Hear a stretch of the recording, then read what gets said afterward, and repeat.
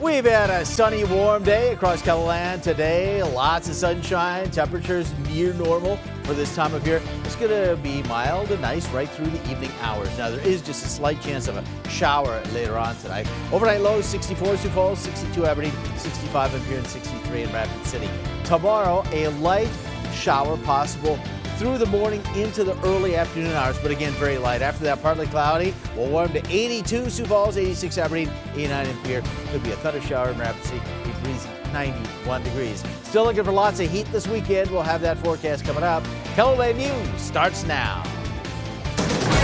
Live from KELOLAND Media Group. KELOLAND News, first at 4. Coming up, what brought the SWAT team to a Central Sioux Falls neighborhood yesterday afternoon. Plus, how people in Des Moines are helping those experiencing homelessness. And how a rail stoppage could impact North American supply chains. Good afternoon, and thanks for tuning in to First at 4. I'm Don Jorgensen. And I'm Kelly Volk. A teenage boy has died from a gunshot that Sioux Falls police are calling accidental, but not self-inflicted. On Thursday, the Sioux Falls Police Department said there were 2 arrests made from a shooting at 2:30 Tuesday morning. Police say they can't reveal what charges the juvenile boy is facing, but 33-year-old Savannah Lee Randall was arrested and faces charges of child abuse, accessory to manslaughter, and false reporting. We'll take a closer look at the case tonight on KELOLAND News. The Minnehaha County Sheriff's Office is asking for your help in finding a wanted man. 47-year-old Oranji Lee Johnson is wanted for rape, sexual contact with a child, and abuse and cruelty to a minor. According to court papers, the victim was 12 years old at the time of the alleged crimes, and the two knew each other. If you have any information on where he may be, you should call the Minnehaha County Sheriff's Office or Crime Stoppers. We're learning more details about what brought the SWAT team to a Central Sioux Falls neighborhood yesterday afternoon. Our KELOLAND News crew was able to capture this video of the scene at 22nd Street and Spring Avenue. Sioux Falls police say that it was part of a drug investigation and there was a warrant. Authorities say that there are certain pieces of information that go into activating the SWAT team. There's a few different reasons SWAT team is called, but usually there's some information that there may be a weapon or the possibility of a weapon could be involved, and so it's really an abundance of caution. Clemens says that the SWAT team was on the scene for about an hour. Well, I think our heat is back. It is. A lot of sunshine out there today, Jay. Yes, lots of sunshine, and as Kelly said, lots of heat, but nothing like we're going to see this weekend. We're going to have sunshine and heat and humidity as well. Right now in Sioux Falls, we're enjoying a pretty nice afternoon. There's not much of a wind out there. Our current temperature, 81 degrees. The south breeze at 18 miles an hour. Our normal high this time of year, 82, so this is a typical late August day. Aberdeen, a few clouds up in the sky, 82 degrees there with a light south breeze. In Pierre, 84. You can see we do have some higher clouds, but they're thin enough. We're seeing sunshine come down on the city. And in Rapid City, a few clouds out over the Black Hills. Rapid City at 90 degrees, just a very light north breeze. Here are the temperatures. You can see that we do have a south breeze. You see the arrows here in eastern KELOLAND? That's the south breeze. That's why we've warmed it up over yesterday's highs. Our temperatures right now, the low to the mid 80s. And even though the wind has switched to a northeasterly direction in the case of Rapid City, you can see it's done nothing to hold down the heating there. For tonight, partly cloudy skies, could be a light shower.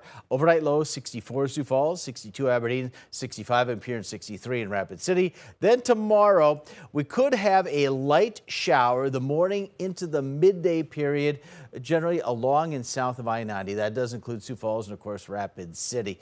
During the afternoon, partly cloudy, south breeze, 82 Sioux Falls. That is our normal. 86 in Aberdeen, 89 in Pierre, and Rapid City with a chance of an early day thunder shower, 91 degrees.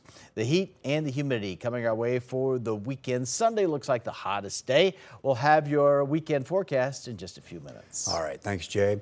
One man is dead after a crash on Interstate 90 southwest of Puckwata, South Dakota. A car and a pickup were both heading west just before noon yesterday when the car hit the back of the pickup. The pickup lost control, went into the ditch, and rolled. The 64-year-old driver was thrown from the vehicle. He was taken to a nearby hospital where he died from his injuries. The 57-year-old driver of the car was not hurt.